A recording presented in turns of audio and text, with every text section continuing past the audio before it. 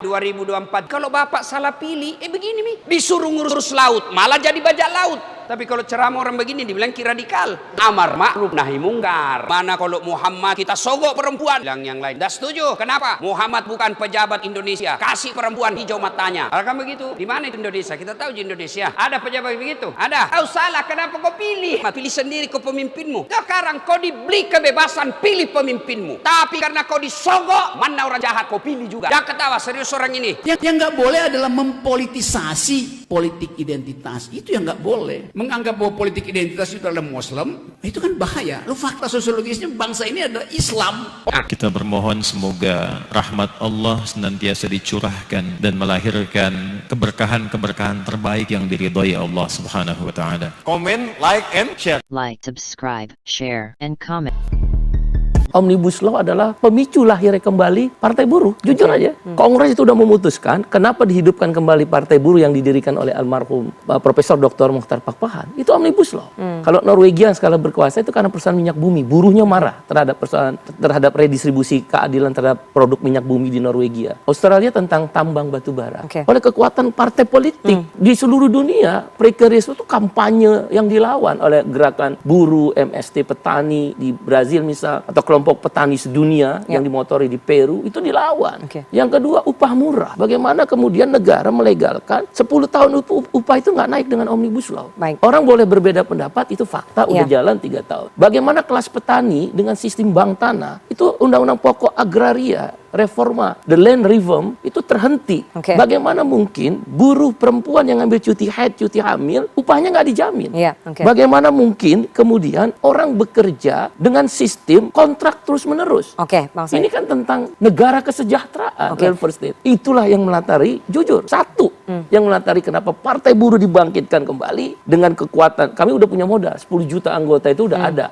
Itu yang akan kita lawan. Dan ini menjelaskan, saya senang. Jadi kayak di dunia internasional nih nanti, Indonesia. Kenapa? Ada partai kelas pemodal, ada partai kelas pekerja. Jadi Golkar ini partai kelas pemodal, buruh itu partai kelas pekerja gitu. Anda ingin mengatakan? Betul sekali. Oke, Bang Maman, partai kelas pemodal. Ya. Kalau menurut Bang Said gimana? Kita lihat basis data dulu. Pastikan yang paling utama dituntut oleh teman-teman buruh adalah kenaikan upah. Itu rating pertama. Tidak hanya itu. Ya, itu rating pertama. Rating pertama pasti kenaikan upah. Yang kedua adalah kesejahteraan. Pertanyaan saya sederhana. Hampir cenderung di setiap daerah, kalau kita bicara klaster provinsi loh ya, kecenderungan tuntutan buruh terhadap kenaikan upah itu kecenderungannya dipenuhi.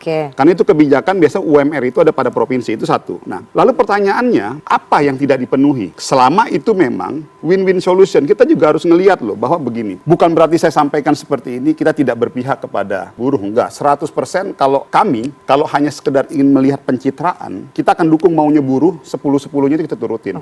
Tapi kita juga harus objektif dan fair, bahwa ada reward and punishment, bahwa kita juga ingin untuk mendorong peningkatan kualitas kinerja dari buruh juga. Artinya begini, antara keinginan, hak yang dikejar dan kewajiban itu harus setara. Karena pada akhirnya kita harus lihat loh ya, ini fakta loh membuktikan. Kita lihat sekarang kecenderungan orang untuk berinvestasi itu sudah masuk ke beberapa negara Asia lain.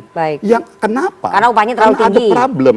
Nah, tetapi di sisi lain Indonesia juga harus ngejaga kultur bahwa kita juga ingin memberikan peningkatan kesejahteraan kepada buruh. Nah, ini ya prinsip kesetimbangan dan keseimbangan ini yang harus kita jaga. Jadi bukan semata-mata hanya sekedar untuk melihat kepentingan buruh semata dan melihat kepentingan pengusaha semata, tapi prinsipnya ada ketemu di titik tengah. Tapi siapa yang lebih diuntungkan? Itu yang menjadi pertanyaan. Poinnya, kalau tadi pertanyaan siapa yang lebih diuntungkan? Yang kita inginkan adalah negara ini mendapat keuntungan sebanyak-banyaknya.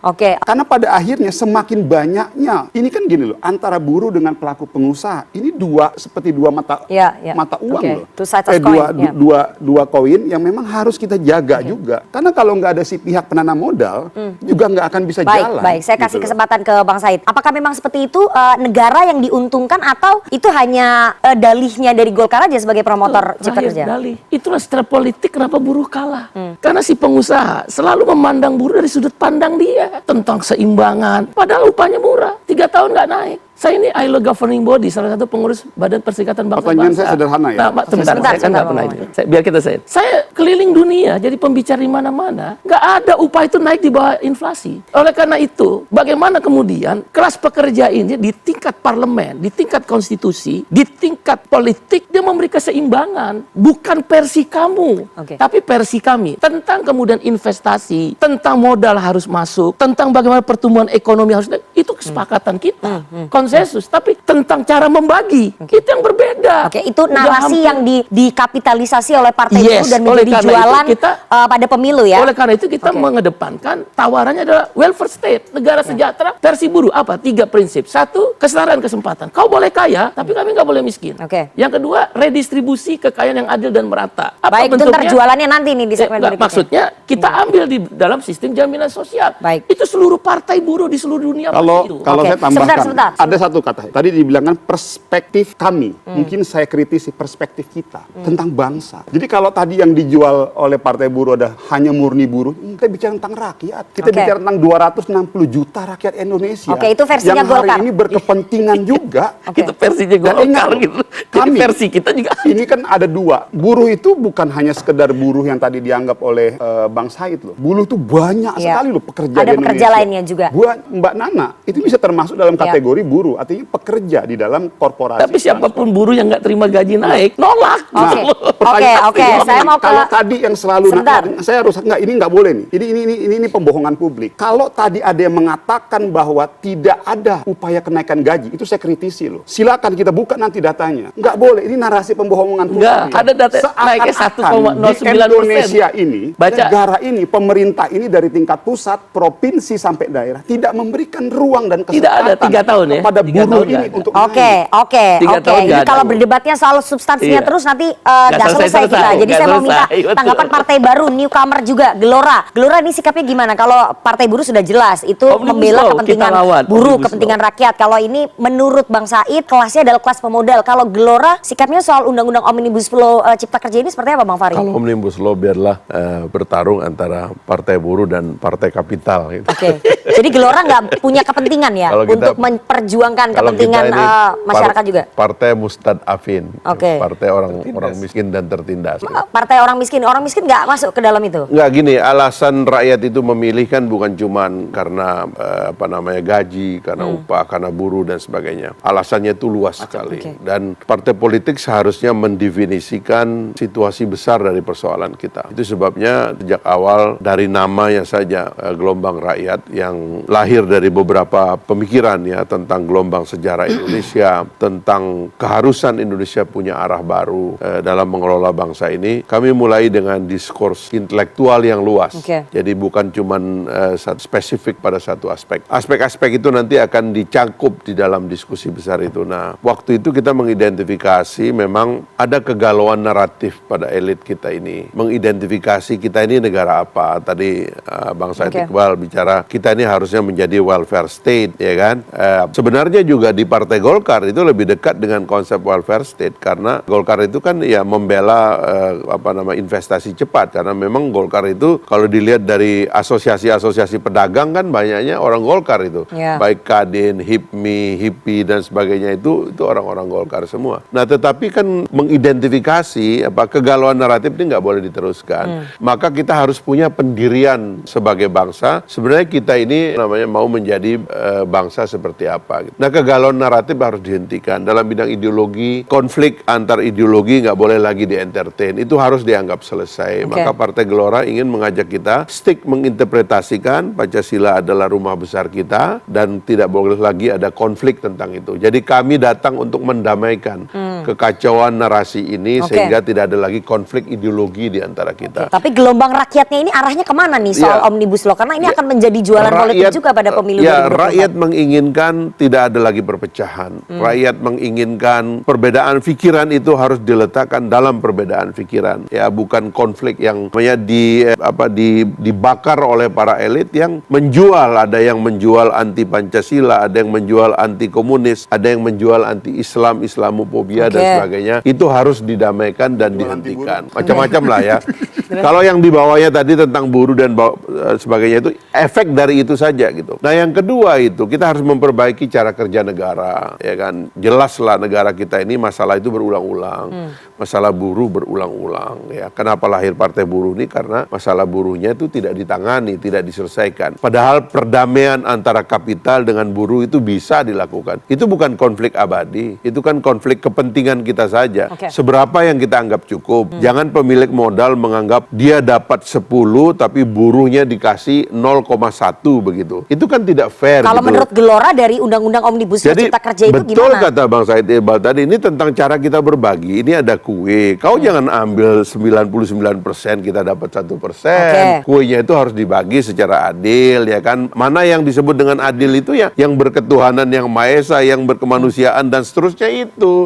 Jadi pembagiannya nggak adil ya kuenya. Jadi level naratif itu yang harus didamaikan gitu. Saya kira kemarin itu ya memang kalau kita bicara kritik kepada Omnibus Law itu boleh belakangan nanti akan diklaimkan oleh Bang Maman dan Golkar kan bisa bilang, oh sekarang perekonomian kita tangguh karena kita menyiapkan undang-undang yang mengeksekusi kebijakan ekonomi secara masif sehingga penjualan komoditi kita ke seluruh dunia menjadi sangat masif. Tiba-tiba ada booming komoditi, booming batu bara, booming nikel dan kita menjadi ekonomi yang luar biasa. Memang luar biasa. Tapi kan ini semua kan karena penjualan dari komoditas warisan nenek moyang kita, tidak ada ide yang kuat di dalamnya gitu loh. Nah itu soal-soal itu pada level itulah Partai Gelora ingin bergerak nanti. Ini gitu. Masih di tengah-tengah kayaknya Partai Gelora. Saya mencoba untuk melihat sikapnya ini kemana nih, karena dalam politik nggak bisa abu-abu, harus hitam atau putih gitu. Saya mau ke Mas Umam. Mas Umam, bagaimana Anda menganalisa sikap partai-partai ini, partai-partai lama yang penting kan yang memproduksi undang-undang kontroversial itu dan partai baru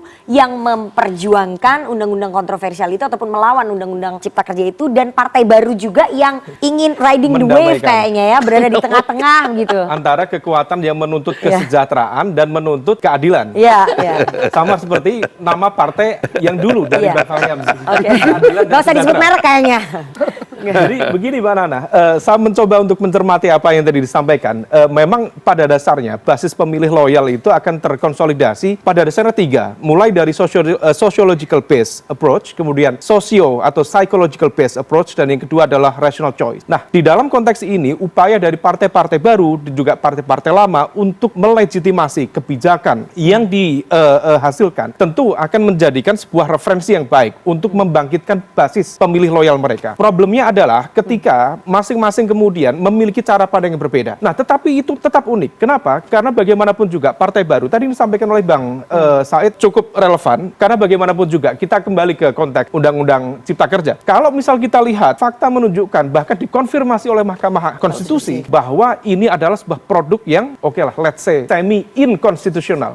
Karena inkonstitusional bersyarat. Karena misal kalau kita cek sekali lagi, ada cacat prosedural yang diakui oleh sejumlah pihak. Ada juga cacat substansi di sana. Kalau dari aspek cacat prosedural, maka idealnya proses legislasi kita itu betul-betul menjadi ruang yang kemudian bisa membuka ruang komunikasi, dialogis. Dari kekuatan tripartit, non-state dalam konteks ini adalah pekerja, dan yang ketiga adalah korporasi, pengusaha. Nah, tetapi ada komunikasi yang tertutup di situ. Itulah yang kemudian membuat seluruh kekuatan buruh bergerak, mahasiswa bergerak, tetapi ingat, ini bagian dari catatan demokrasi kita, basis civil society kita itu relatif terfragmentasi, mudah terdiaspora. Nah, oleh karena itu, kalau misal kemudian situasi kemarin begitu mudah dinetralisir, let's say, seminggu pergerakan sebegian masif, kemudian terjadi korban, ada korban, mahasiswa meninggal, tapi seminggu itu dibiarkan, hilang, menguap dia. Dan kemudian narasinya juga kembali, gunakan cara-cara yang sifatnya konstitusional. Tentu tidak ada yang salah, tetapi bagaimana kemudian kekuatan capital, kalau misal kita menggunakan cara pandang neo-Marxis, kekuatan capital mampu mendikte basis kebijakan publik. Itulah yang kemudian dianggap oleh kekuatan oligarki yang membajak sistem dan juga kekuasaan sebagai bagian dari representasi perselingkuhan politik dan bisnis di dunia ini. Ada proses legislasi yang semakin tertutup begitu ya, yang membuka celah untuk produk legislasinya digugat ke Mahkamah Konstitusi. Dan setelah ini kita akan membahas juga soal